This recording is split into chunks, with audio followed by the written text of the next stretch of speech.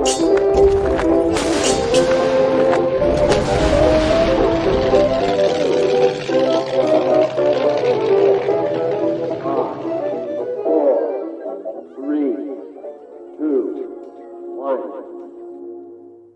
Chalke History Festival special series on history with Jackson.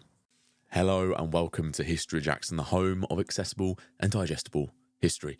And welcome to our Chalke History Festival special series, where we'll be talking to some of the historians, living historians and performers here at Chalke about what they're doing at the festival and their work. Now, Chalke History Festival will be covered comprehensively through History Jackson, be it on our social media, our blog, and our podcast. So if you wanted to check out more and learn more about what's happening at Chalke, do head to the links in the description below. Now, without further ado, I'll leave you to our Chalke History Festival special series episode.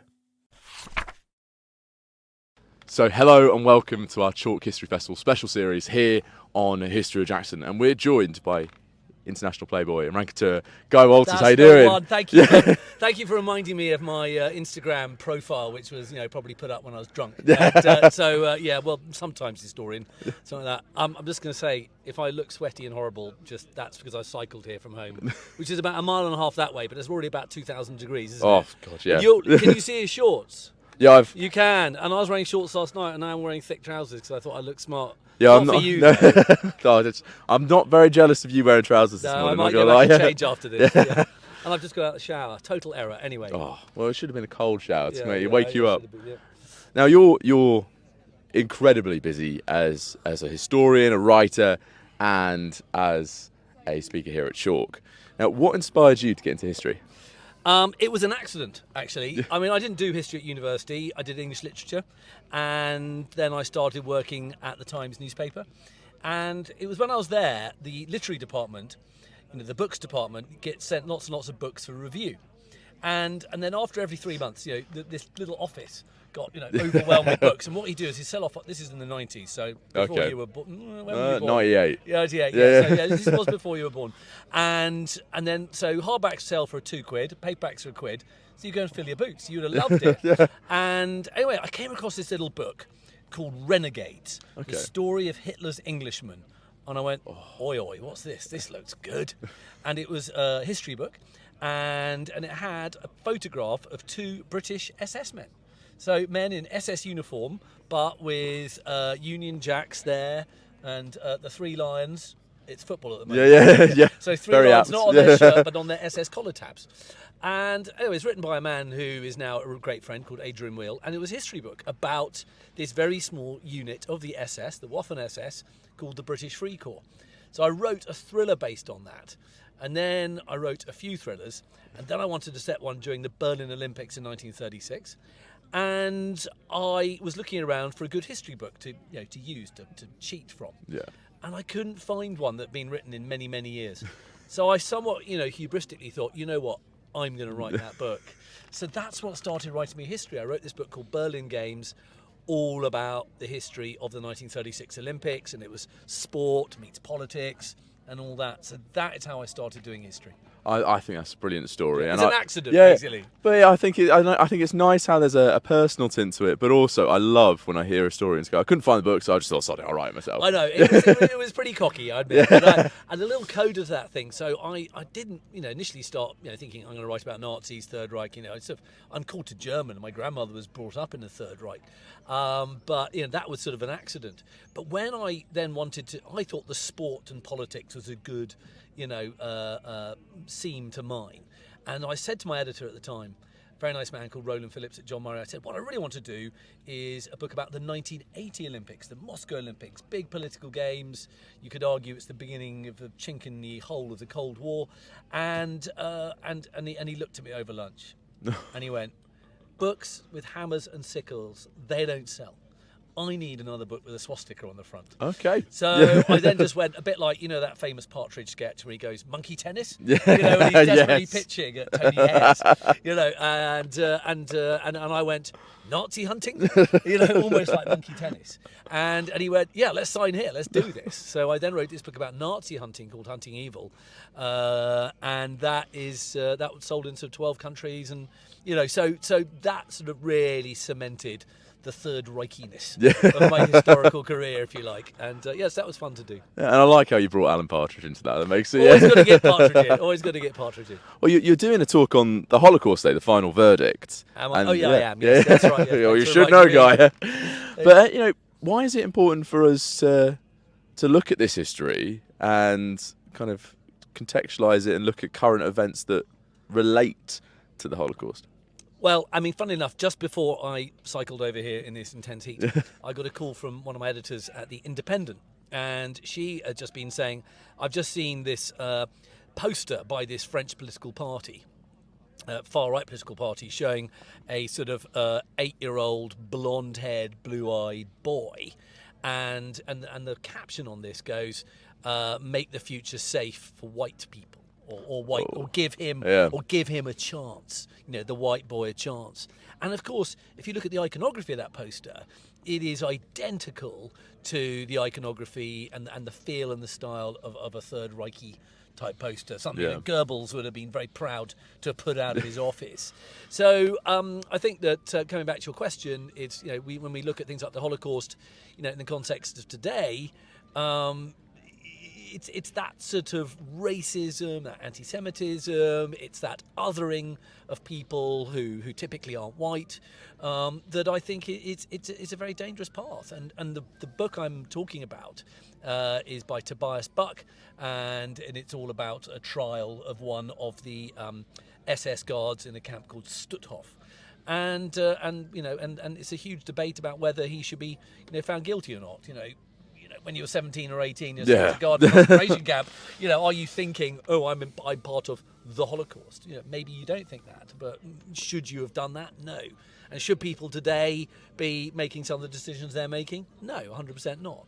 And it shows those, like you said, those interesting dynamics between, do you take part? Are you 17, 18? Are you following orders? Yeah. Those questions that are around these events. Now, you're also moderating talks as well. I am. Yeah. How do you find the difference between moderating and also doing a talk? I like moderating talks because it's a bit of an art. So, when I'm doing Fergal Sharkey in about 2 hours from time of this conversation, and Fergal Sharkey is, huge pop star, much loved national treasure. I may have a massive ego, but I know that the people coming to see that talk are not coming to see me. They're coming to see a man who's single-handedly trying to clear up Britain's rivers and stop sewage and talk about the history of chalk streams. So I guess the skill about it I quite enjoy, and I'm still very much a journalist as well as writing books and doing telly. The skill of it is basically knowing when to shut up. Okay. As you can tell. Yeah. But you're on the other side of the mic today. The other side, but it's knowing when to shut up, knowing, and I think sometimes you get speakers, and this would never have happened at Chalk. Sometimes you get speakers who know too much about the topic, interviewers, and then they try to bring themselves in. And I think the audience finds that very frustrating. So it's important. It's knowing how to take a skillful back seat, I think, is basically how I'd say it. I like that one, a skillful back seat. Yeah. Now that's Chalk Stream conversation. We're currently in the Chalk Valley. Yeah. How important do you think it is for us to learn about local histories, but learn about natural history as well? Because it's not often tied up in the way that we see history. Yeah, that's kind of the theme of this year, isn't it? And I know Jim Holland, the creative director of the festival and potentially the founder and guiding light of the festival, was very keen to bring that element in this year. So there is a lot more nature, and I think that you're very much aware that if you were to pan your camera around, we are obviously in the most stunning setting here. Oh, truly. And and it's vulnerable. It's intensely vulnerable, and I know I live on a chalk stream. There are only 220 in England and Wales. There are 5 in Normandy. Yeah. Oh. Pub quiz.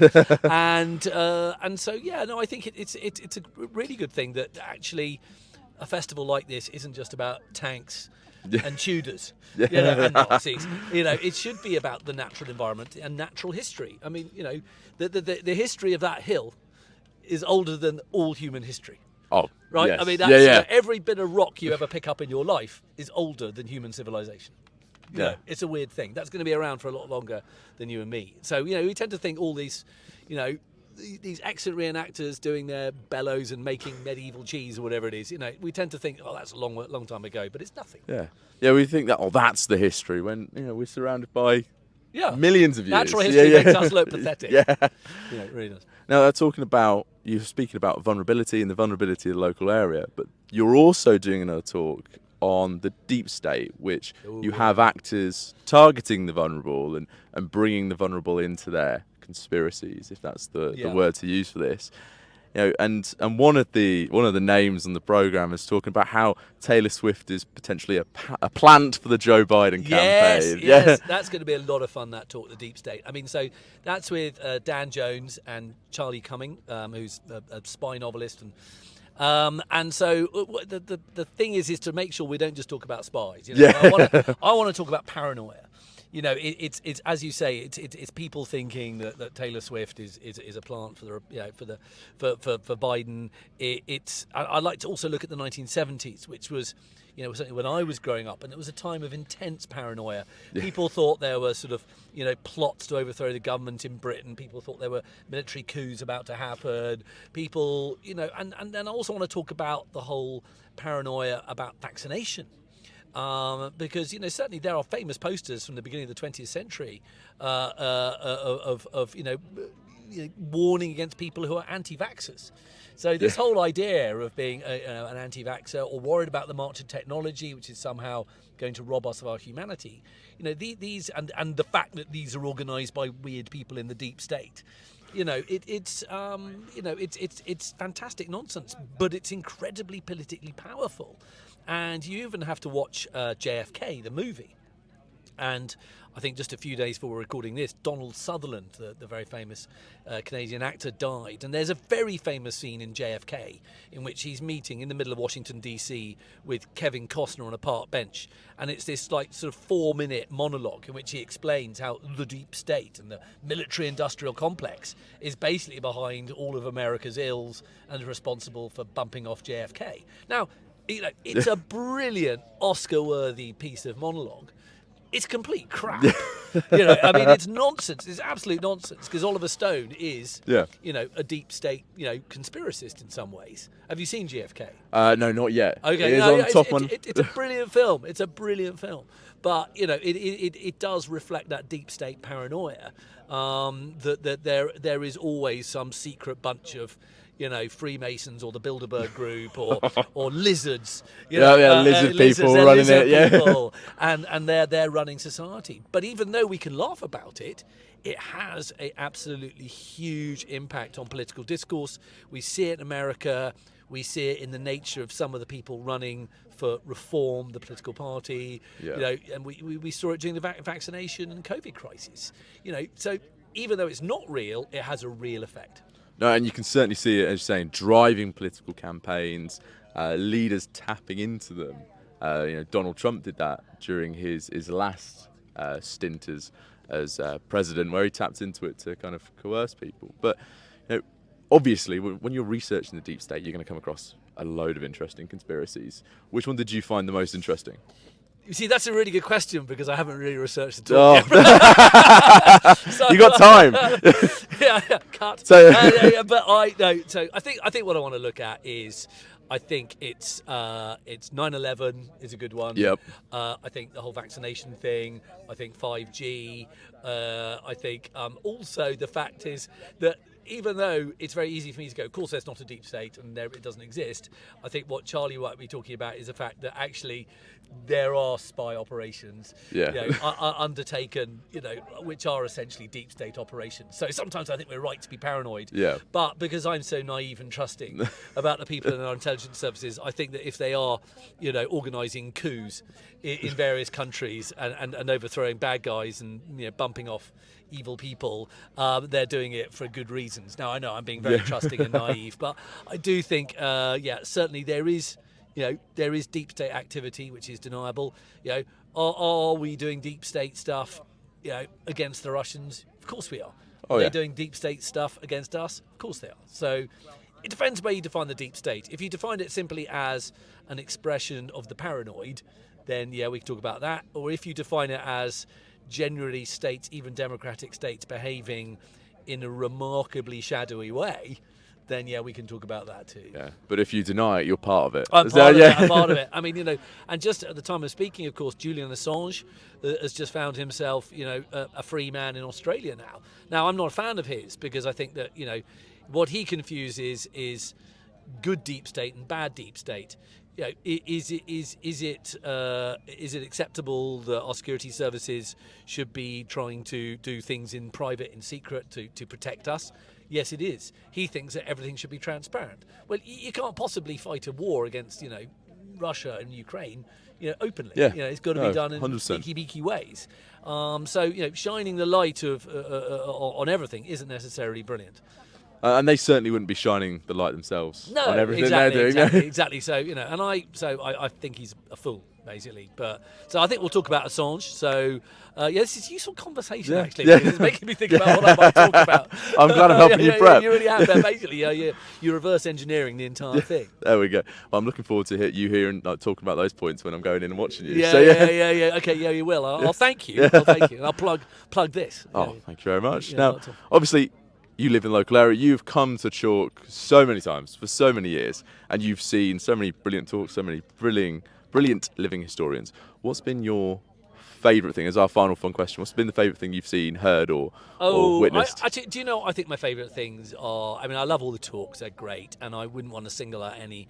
But what I do like is I've got the reenactors. When I first started coming to Chalke, and I was here year one when we were on the cricket pitch 2 miles over there, and it was just a couple of tents and a dog, it's the reenactors are, when you first meet reenactors, people are not used to festivals like this. They think they're strange. Yeah. It's how do I engage with someone who's pretending to be a Norman? And then you get into it.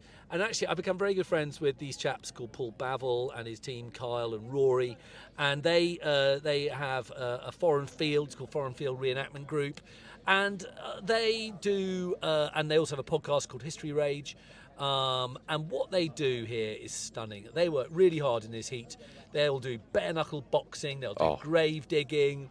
They'll do. I think he got injured by a top hat yesterday. Yes. So he told me. Yeah. And so I think what he does. I think those guys. I mean, everyone's the star here. I know I'm saying their prizes for all, rosettes for all, but they'll get my extra special rosette because I think what they do is really impressive. They're not just doing 1 or 2 talks during the week.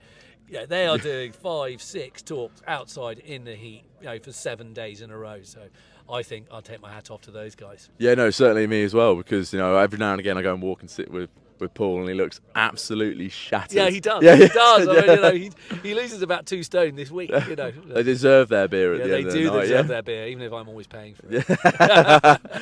Now, you've got so many books. How can people go and grab a copy of some of your books? Well, I guess they can go to their favourite online book retailer and find them there. Just Google my name. I don't have a sort of bookshop or anything like that. I mean, if people want to get hold of me, look, they just started up bashing an anvil, which is good timing, isn't lovely. it? And or they can just engage with me on X at Guy Walters. Awesome.